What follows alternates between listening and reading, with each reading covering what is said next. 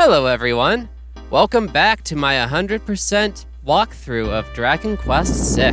Joining me today is Skyzo once again, and now we're going to our next village, the village of Ghent, so we can borrow their ship and take on the real Murdaugh. Also, hello YouTube. Today's gonna be a fairly chill stream, just so you know. First 6 minutes are primarily cutscenes, and oh yeah, the fairy water was still active. That's why we didn't run into anything. But yeah, this one's gonna be fairly relaxed today, at least in the beginning. Not like yesterday with the tough boss fight. Fairy water is the repel, right? Yeah. Okay. Holy waters in the remakes, but same deal. I wonder why they changed it to holy water. Seems inconsequential. Because that's what it was in the original script.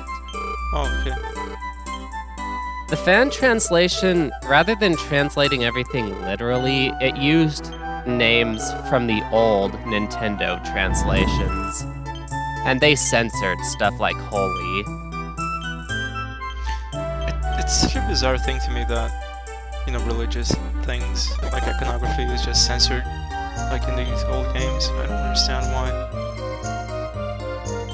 Well, it's because video games are kind of a new medium that everyone kind of got freaked out over.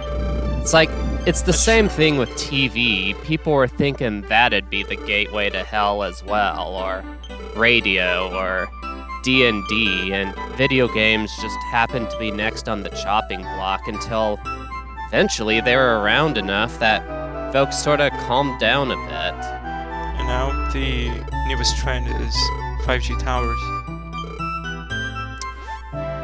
Whatever. People are always gonna fear the unknown. That's the lesson there.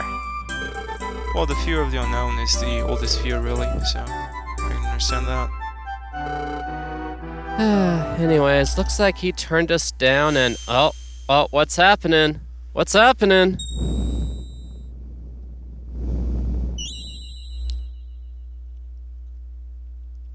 It looked like a wishing star, actually.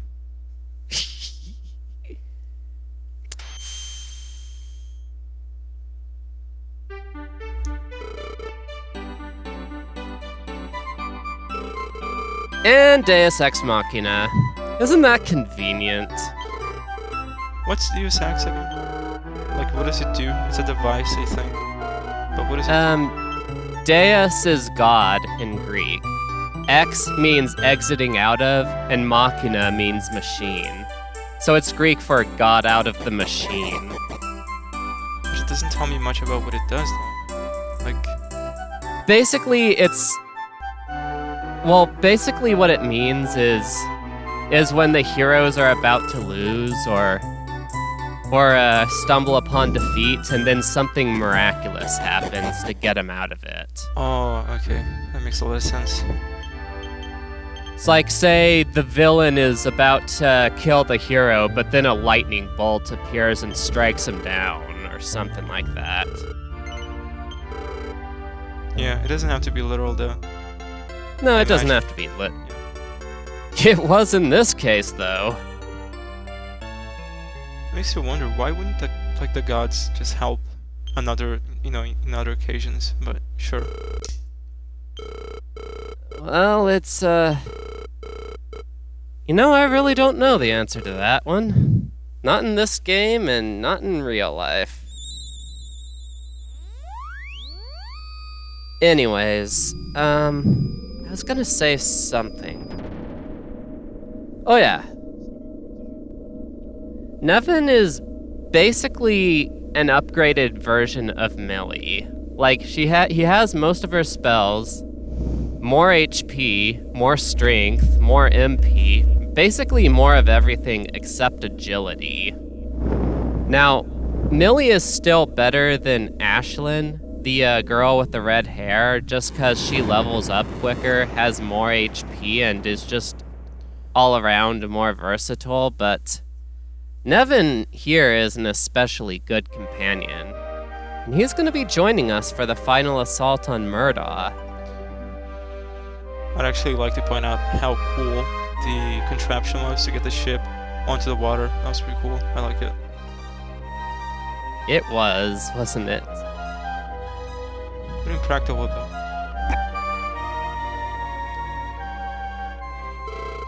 Also, here's an odd plot point.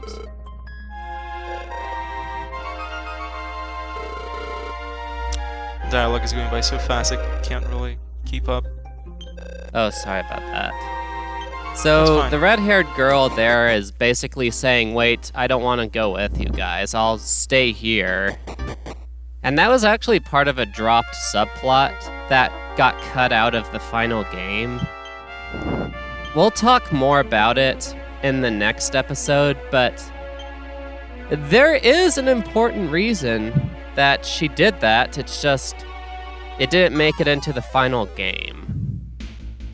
Anyways, we're gonna fight more random battles until Rex hits level 13. That's about the benchmark for when I know I'll have enough experience to fight the real Murdaugh.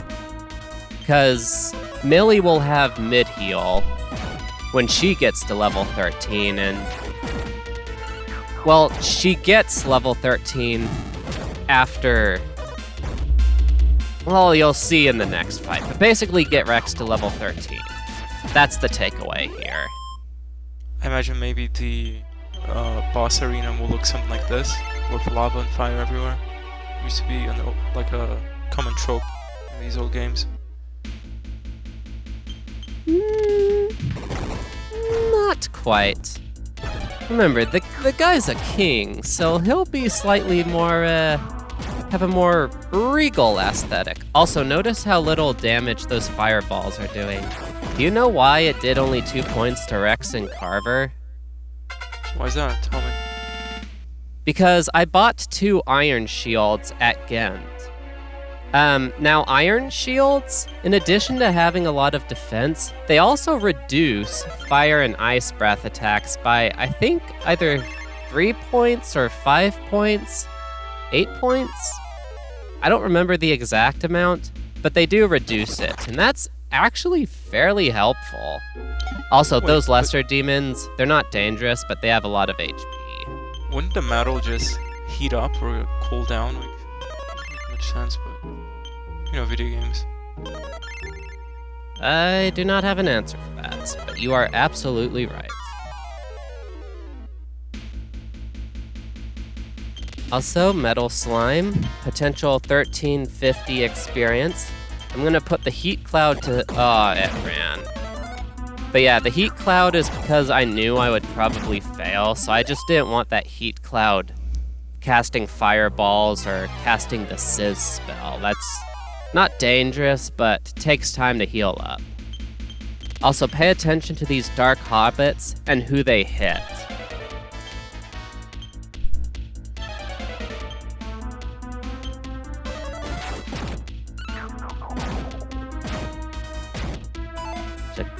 Hits Chamorro or Nevin. Hits Nevin again. Hits Nevin again. And if the 4th had attacked instead of defending, he would have also hit Nevin.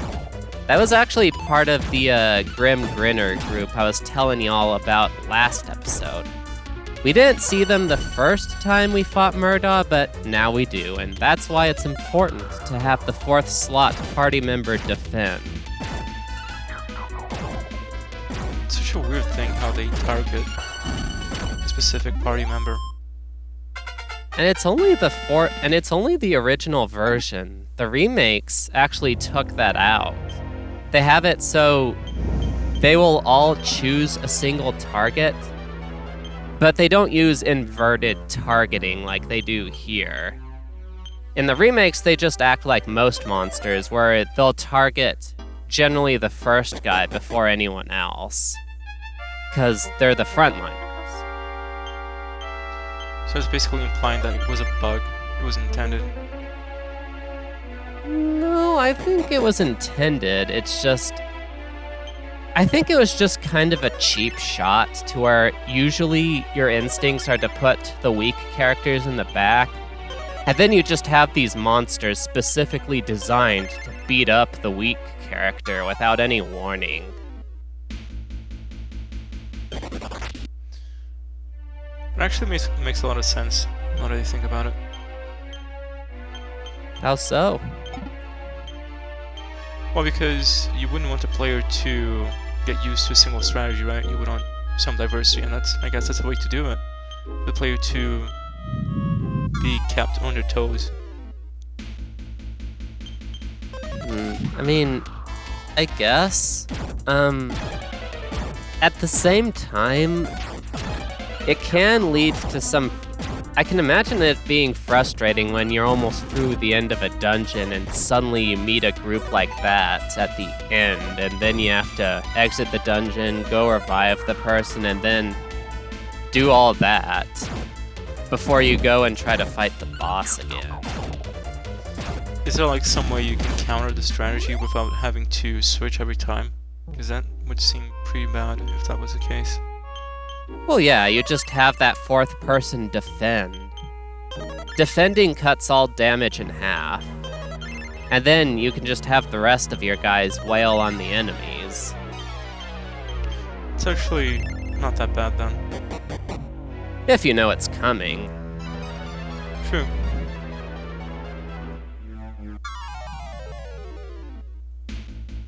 Anyways, sorry for showing off yet more battles than usual. Again, I think it's kind of important just for this part of the game to see which fights I'm running from and which ones I'm not, and also why I do so.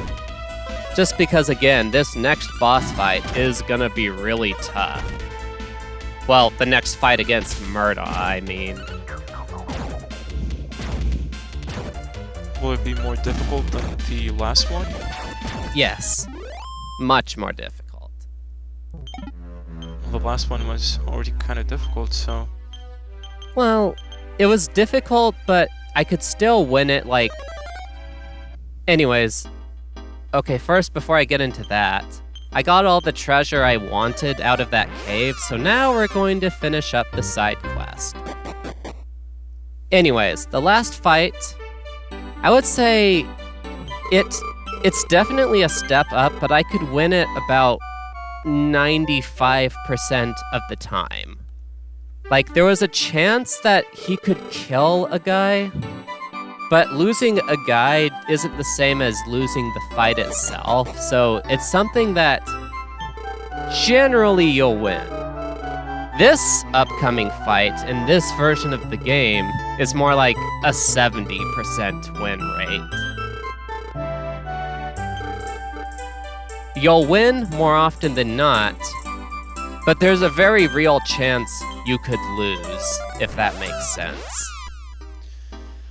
I imagine that would have something to do with one-hit kill attacks? Not quite one-hit kill attacks. But some really nasty ones nonetheless that you just have no chance of countering. Like, for example, one of the moves that he has... Oh, by the way, this guy will just turn you away if you didn't talk to the mayor, so that's why we talked to the mayor. But yeah, anyways, that fight... Imagine hypnosis, and then imagine an X accuracy on top of hypnosis. One of his moves is basically like that. That reminds me of Jinx in the Blue Kaizo games. Well, it's a single game, but that move was buffed, so it had like 90% accuracy and was extremely annoying because you had to be faster than Jinx. So annoying. Yeah, that's basically exactly like that. And he moves on a semi-fixed attack pattern, and by the way, these guys are really easy. Not barely worth commenting on. Just make sure to get the fat guy first, because he'll defend for the pig guy at some points. Just makes things a little faster. What? Is this a unique encounter? Seems like one. It's... Well, the left sprite is reused for a few enemies, and the right sprite is reused for one enemy later on.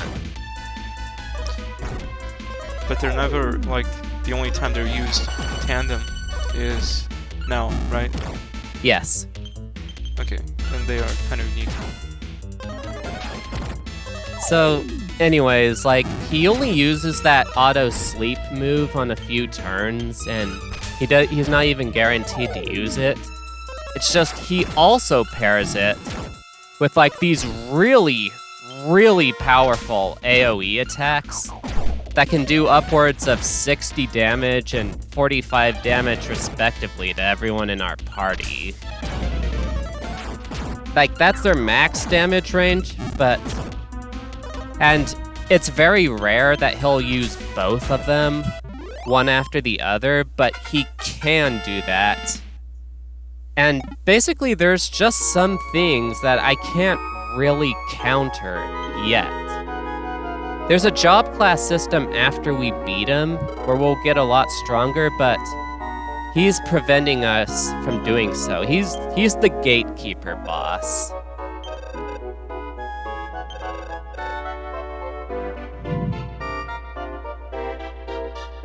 Anyways, here's something else relatively important. This guy is going to ask us a few questions. Did we pay the ransom or not? And there are 4 branching pathways depending on what exactly you did. So if you beat the guys up but said you paid the ransom, which means you lied to him, he'll give you 5,000 gold. Or if you beat the guys up and told them the truth, he'll give you a seed of life, like here. Or if you just paid the 5,000 gold and then lied to him about it, said you didn't pay the gold, he'll give you a seed of life and a prayer ring, and then if you paid the ransom and said you paid the ransom, you just don't gain or lose anything, because he compensates you for it. Why do they name the Seed of Life the Nut of Life? Because it sounds so dumb. I don't know. But anyways, the speedrun approved route is to lie to the mayor.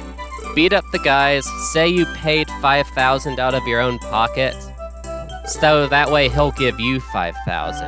And that allows you to get this. A super powerful armor for this point in the game, reduces most offensive kinds of magic by 10 points. We're gonna equip it on Rex, and it's gonna be so helpful for this next fight. However, I don't like being dishonest, and plus I miss out on a Seed of Life, which is a permanent upgrade, even if it's only a few points of HP. So that's part of why I got those treasures first, so I could just get enough items in gold where I could just buy it without lying to the guy.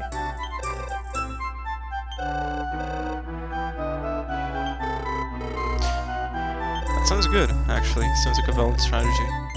Thank you. Also, you can rest up for free in your hometown. Anyways, this has been Fiona Day Questers signing out, and God bless y'all. Okay, see you, YouTube.